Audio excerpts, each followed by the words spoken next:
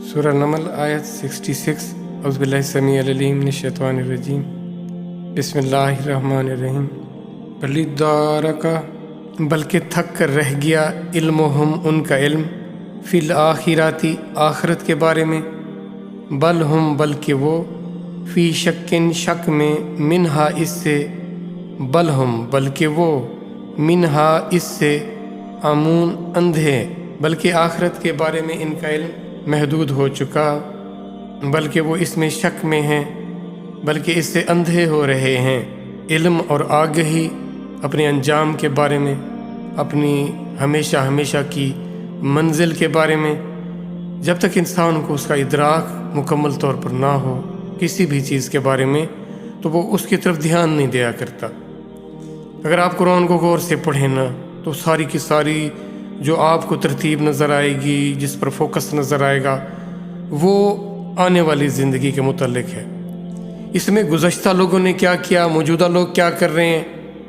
اس کا حوالہ اس لیے دیا جاتا ہے کہ مرنے سے پہلے تیاری کر لو، ایسے اعمال نہ کرو جو تمہارے لیے کل کو مصیبت کا باعث بن جائیں۔ اللہ نے آپ کو بہترین تخلیق کیا تھا، آپ پاکیزہ بنائے گئے تھے، پاکیزہ اس دنیا میں بھیجے گئے تھے۔ یہاں پر آ کر آلودگی مختلف کثافتوں نے ہمیں گھیر لیا، جبکہ ہم نے لطافت کے جہان سے ہم آئے تھے اور ہم نے لوٹ کر لطافت کے جہان میں جانا ہے۔ تو یہ جو اعمال آپ کرتے ہیں جن کا حکم دیا گیا ہے، اعمال شریعہ یا اعمال صالحہ، یہ ہمیں آپ کو اس کثافت سے سافٹنس کی طرف لے کر جاتے ہیں۔ جس طرف آپ جا رہے ہیں اس طرف آپ کا رخ ہے، آپ نے اس کو ٹارگٹ کیا ہوا ہے، یا یہاں جہاں آپ رکے ہوئے ہیں آپ یہیں سب کچھ کرنا چاہ رہے ہیں۔ جو دنیا کی زیب و زینت میں پڑا ہوا ہے، کنفرم ہے اس کا دل آخرت سے اندھا ہوا ہے، اس کی سوچ، اس کا علم اس کو اس طرف لے کر نہیں جا رہا، اس کی فکر اس کو وہاں لے کر نہیں جا رہی۔ دنیا میں رغبت آخرت سے بے رغبتی کی وجہ سے، آخرت سے بے خوف اور نڈر ہو جانے کی وجہ سے، لا علم اور اندھا ہو جانے کی وجہ سے، جن کا دل آخرت کی طرف بصیرت یا بصارت کی طرف لگا ہوا ہوگا وہ دنیا سے اپنے آپ کو اندھا کر لیں گے۔ دنیا کی چمک دمک یہ آزمائش ہے ہماری۔ یہاں پر اللہ نے قلیل سا دنیا کی جو لذتیں ہیں، دنیا کی جو رونقیں ہیں، دنیا کے جو مزے ہیں، ان کی حیثیت ایسی ہے، اس کی مثال دی گئی ہے سمجھانے کے لیے، لیکن سمجھیں تو نہ کہ ایسے جیسے آپ جاؤ کسی سمندر، اس کے کنارے پر آپ بیٹھو اور اپنے ہاتھ میں ایک سوئی لے کر اس میں ڈبو، پھر دیکھو اس سوئی کے ساتھ کتنی تری آتی ہے، کتنا پانی آتا ہے، انتہائی قلیل سی مقدار ہوگی جو اس کی تہہ کے ساتھ لگ کے آئے گی پانی کی۔ اب اس پانی کی لگی ہوئی تہہ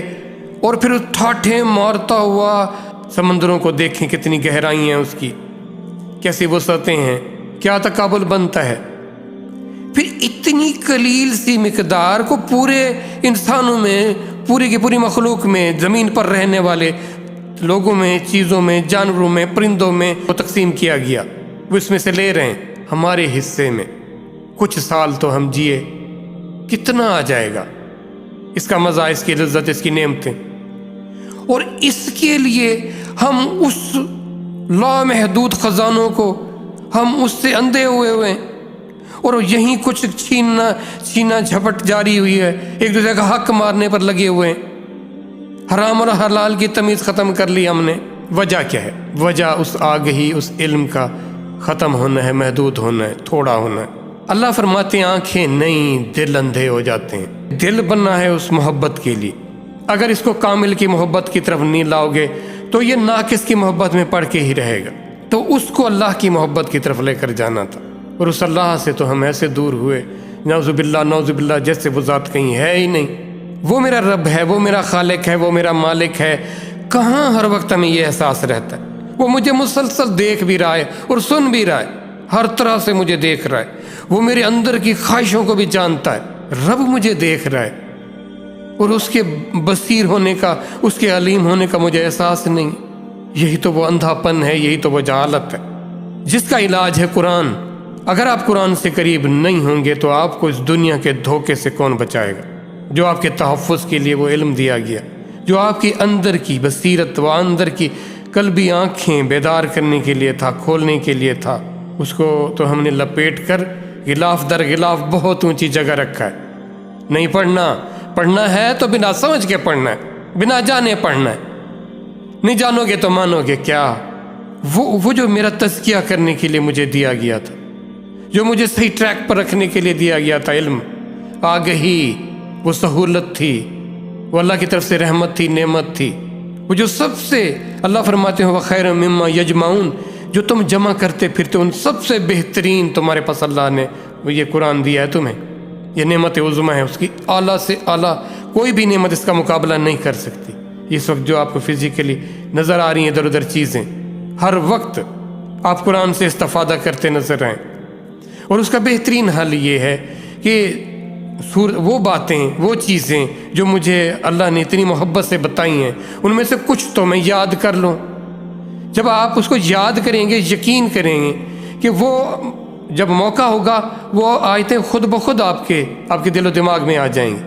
اور وہ آپ کو ایسی ڈھارس بنائیں گی، ایسے آپ کو روشنی دیں گی، ایسے آپ کو راستہ دیں گی، آپ بہترین فیصلہ کرو گے۔ ہماری ڈیسیژن میکنگ صحیح نہیں ہے، اور ڈیسیژن میکنگ ہوتی ہے آپ کو اویلیبل، آپ کو انفارمیشن جب دنیا ہو رہی ہے، اب جس سے ملو، جو تعلق رکھیں وہ دنیا کی طرف لے کر کھینچ کے جانے والے ہیں ہمیں، وہ خود دنیا کی طرف راغب ہوئے، آخرت سے اندھے ہوئے اللہ کے رسول صلی اللہ علیہ وآلہ وسلم کی زبان مبارک میں، ان کے لب و لہجے میں، ان کی علم اور ان کی آگہی، ان کی نفاست، ان پر جو اللہ نے کرم کیا، وہ کوئی انسان اس کا تقابل نہیں کر سکتا۔ اور ان کے زبان مبارک سے قرآن، آپ سوچ سکتے ہیں وہ کتنا پر اثر ہو سکتا ہے، وہ کتنا کمال درجے کا ہو سکتا۔ لیکن اللہ فرماتے ہیں رسول اللہ صلی اللہ علیہ وآلہ وسلم سے، یہ سورہ بنی اسرائیل میں ہے کہ جب آپ قرآن کی تلاوت کرتے ہیں تو ہم ان کے درمیان اور آپ کے درمیان حجاباً مستورہ، ایسا پردہ جو چھپا ہوا ہو، ایک پردہ اور وہ بھی چھپا ہوا، حائل کر دیتے ہیں۔ کن لوگوں کے درمیان؟ جو آخرت پر ایمان نہیں رکھتے، تو آخرت کو سامنے رکھ کر قرآن کی طرف آئیں،